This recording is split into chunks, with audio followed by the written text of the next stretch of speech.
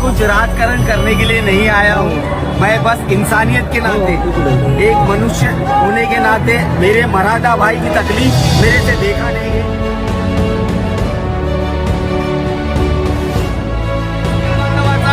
आमच्या भावाचा मनापासून गर्व आणि अभिमान आहे याचं मी स्वागत करतो मुस्लिम बांधवाचं। कारण आतापर्यंत अनेक लोकांनी हिंदू मुस्लिम जातीय दंगली घडवण्यासाठी याचा वापर केलेला आहे। आम्ही आज स्पष्टपणाने सांगतोय की आम्हाला जीव घालणारं कोण आहे आणि आमच्या डोक्यात काठी घालणारं कोण आहे याची आम्हाला जाणीव आहे।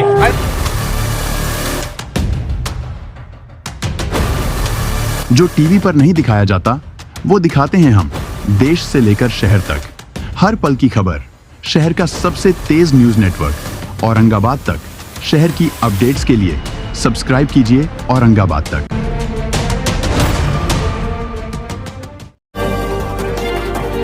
मैं यहाँ पे कुछ राजकारण करने के लिए नहीं आया हूँ। मैं बस इंसानियत के नाते, एक मनुष्य होने के नाते मेरे मराठा भाई की तकलीफ मेरे से देखा नहीं गई।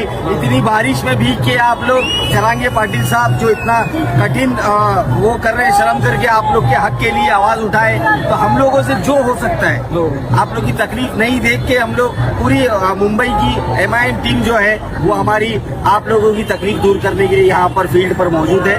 उसके तहत हम लोग हमारी ताकत के हिसाब से मैं फारूक शाब्दी मुंबई का MIM का अध्यक्ष के नाते यह ऐलान करता हूं कि मेरे मराठा भाइयों के लिए दिन हो या रात हो, आप मेरे को नहीं भी बुलाएंगे तो मैं आपके लिए खड़ा रहूंगा और हमारे से जो होगा फारूक शाब्दी आज मुंबईमध्ये होणाऱ्या मराठा आरक्षणासाठी मुंबईतील व महाराष्ट्रातील तमाम मुस्लिम समाज हा मोठा भाऊ म्हणून आज आमच्या पाठीमागे उभा टाकलेला आहे।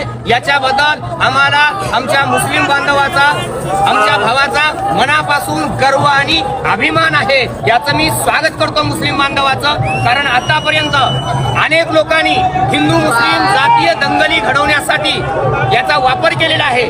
आम्ही आज स्पष्टपणाने सांगतोय की आम्हाला जीव घालणारं कोण आहे आणि आमच्या डोक्यात काठी घालणारं कोण आहे याची आम्हाला जाणीव आहे। आणि म्हणून आम्ही सांगतोय की आज आम्हाला मुस्लिम बांधवांनी, आमच्या भावांनी जीव घातलेला आहे।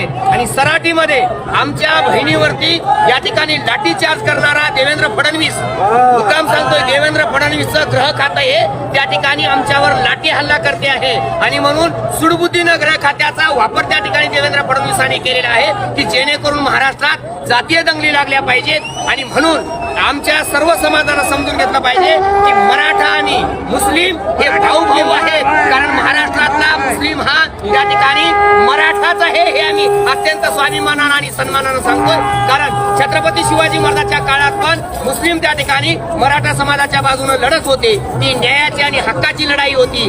आता सुद्धा त्या ठिकाणी हा मुसलमान भाऊ आमच्या पाठीमागं उभा टाकतो आहे। याचा निश्चितच केवळ आरक्षणापुरता हा विषय नाही, कारण याच्यामुळं महाराष्ट्रातलं सामाजिक एकात्मता आणि एकतेचं जे वातावरण आहे ते सुद्धा याच्यामुळे मजबूत होणार आहे। आमच्या या लोकशाहीला सुरुंग लावण्याचं काम या 2-3% लोकांकडून जे होत आहे त्याचा मनसुबा आम्ही नक्की उधळून लावू याची आम्हाला खात्री आहे। कारण या देशातली लोकशाही नष्ट करण्याचं काम या लोकांना करायचंय। आज इथं आम्हाला चित्र दिसतंय की प्रस्थापित मीडिया म्हणून जो सांगतो आहे तो इलेक्ट्रॉनिक्स मीडिया असेल, प्रिंट मीडिया असेल, हा मीडिया इथं येत नाही। याच्या पाठीमागचं कारण कोणतं आहे? मंत्र्याच्या घरी कुत्रं मेलं तर जो मीडिया जातो तो मीडिया एवढा मोठा कोटीनं समाज उभा टाकल्यावर येत नाही। याचा अर्थ मीडिया विकल्या गेलेला आहे। आणि डॉक्टर बाबासाहेब आंबेडकर म्हणतात मीडिया म्हणजे या देशाच्या लोकशाहीचे डोळे आहेत आणि ते बंद करण्याचं काम त्या सरकारनं केलेलं आहे। आणि म्हणून एक चांगली बाब कोणती आहे? हा मीडिया गेला तेल लावत जाऊ द्या तिकडं। आमचा हा सोशल मीडिया जे काम करताय ना, या सोशल मीडियाचा आम्ही मनापासून आभार मानतो आहे। कारण तुम्ही जर ठरवलं तर काय बी होऊ शकताय। कारण त्यांनी खोटं विकलंय, आपण खरं विकतो आहोत आणि खरं सांगत आहोत। म्हणून तुमच्या सर्व सोशल मीडियाचं आम्ही समाजाच्या वतीनं, राष्ट्राच्या वतीनं मनापासून त्या ठिकाणी आपल्या सर्वांचं अभिनंदन करतोय। जास्तीत जास्त लोकांपर्यंत हे राष्ट्रीय एकात्मतेचे विचार पोहोचण्याचं काम आपण सर्वांनी केलं, त्याबद्दल मनापासून या ठिकाणी मला आनंद वाटतोय।